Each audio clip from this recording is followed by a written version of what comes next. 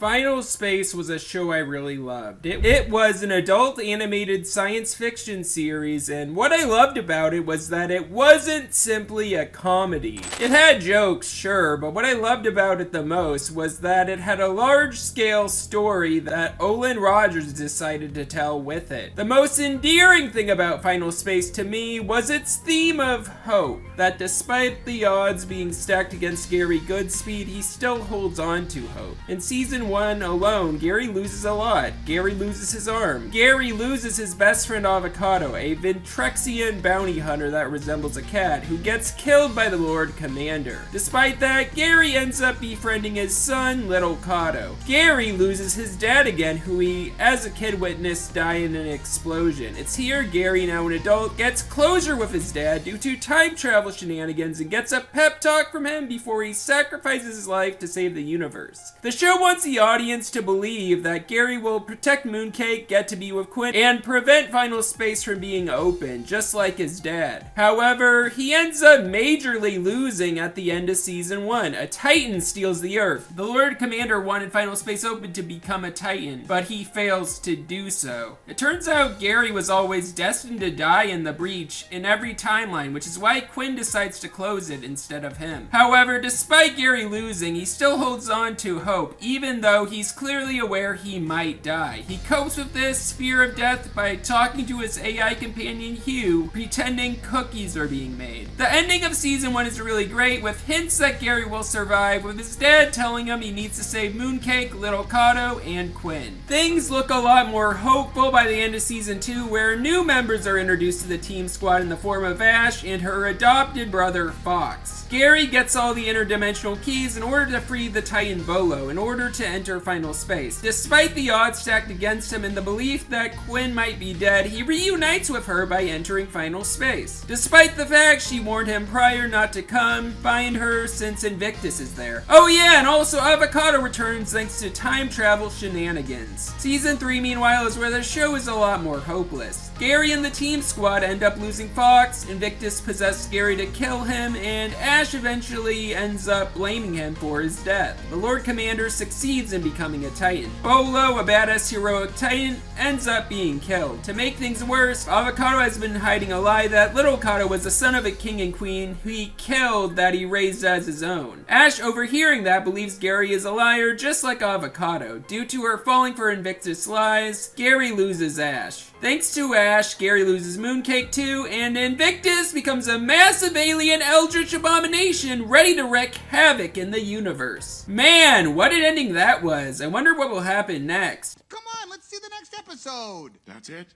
What? The show was canceled after that. Final Space got canceled, ended on a cliffhanger, and eventually ended up becoming a tax write-off. However, rather than give up, the show's creator Olan Rogers, like Gary Goodspeed, did not lose hope. Instead, he decided to kickstart an animated pilot called Godspeed, which utilized some ideas he couldn't fit into Final Space. His goal with the animated pilot was to make an amazing project that would wow people. On December 15th of 2023, the pilot finally came out. Godspeed was definitely an indie project that interested me, especially when I saw the concept art, which reminded me a bit of Samurai Jack and the cartoon Saloon films. It also reminds me of the Netflix Carmen Sandiego show. The art style of Godspeed certainly is wildly different from Final Space, which had simplicity designs for the human characters. However, while the human designs were cartoony in a simple style, the previous show did go all out with its Titan designs. Final Space looked fine to me despite the simple designs of the main characters, but it is clear as day that Godspeed looks better. I really love how clean and smooth the art style of Godspeed looks. It isn't too detailed, but it isn't too simplistic either, which is the perfect balance. The show itself really intrigued me, especially due to the fact that it have a female main character and a robot who she'd be traveling alongside in a post-apocalyptic planet. Anyway, with all that background information out of the way, I'll cover the pilot itself. Godspeed is a pilot that begins very strong. Iris, the main character, is told by her Uncle Ryan to leave the planet she lives on due to an intergalactic disaster occurring that has already doomed it. She has a ticket to go into space, but rather than go on the ship on her own, she decides to give it to the son of a Muslim woman. This scene is really great as it shows she is a very caring person. Iris puts the life of a young boy over her own. 2 years later, Iris, along with a comedic robot named Bowie, truck through the wasteland of this planet. I've been saying planet throughout this review since Olan clarified on Twitter after the pilot's release that it isn't Earth. The pilot shows a very bleak world where a red ball called Ion looms over the planet. Despite her hardships surviving on a planet on the brink of death, Iris remembers what her uncle told her, noting that hope keeps people alive. Here.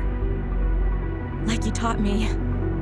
No matter what, hope keeps us alive. Later in the pilot, we learn June, whose son Iris saved, is still on Earth. She hears a message from Uncle Ryan, which makes her decide to go into the storm despite it being dangerous, hoping he's going to find her. June, however, decides to stay on the planet, just being content with the fact her son is safe. Iris and Bowie then drive through the storm caused by Ion, and things seem bleak. However, Iris gets saved by a cat-like alien called Kingslayer. He's voiced by Cody Galloway, who voiced Avocado in Final Space. Kingslayer reveals himself as a friend of her father's. He then plays a message her dad left for her, which resembles the last message John Goodspeed had for Gary in Final Space Season 1, with Iris's dad saying the phrase, "bunches and bunches."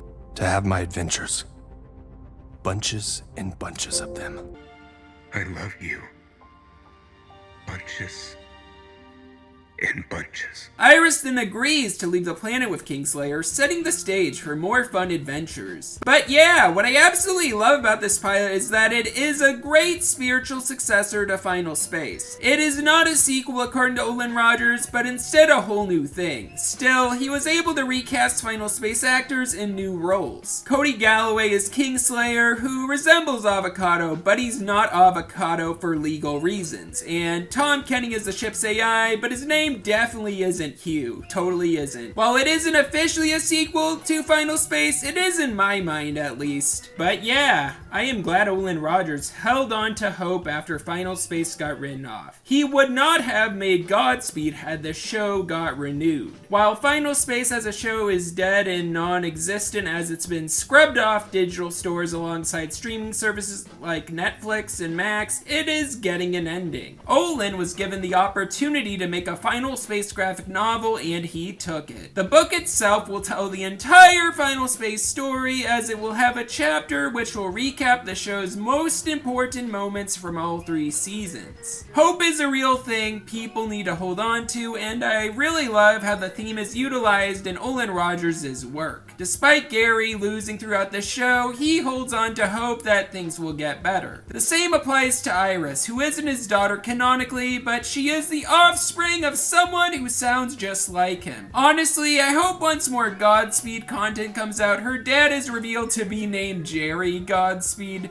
That'd be really funny, and honestly, I have a feeling that potentially could happen, if legal allows it. Anyway, Godspeed deserves a ton of attention. I recommend that you watch it on Olan Rogers' channel. It's great. Also, support the Kickstarter if you're able to, so Olan can fund another episode. That Kickstarter will be linked in the description. This has been ShadeX, and I hope you all feel nothing but good vibes.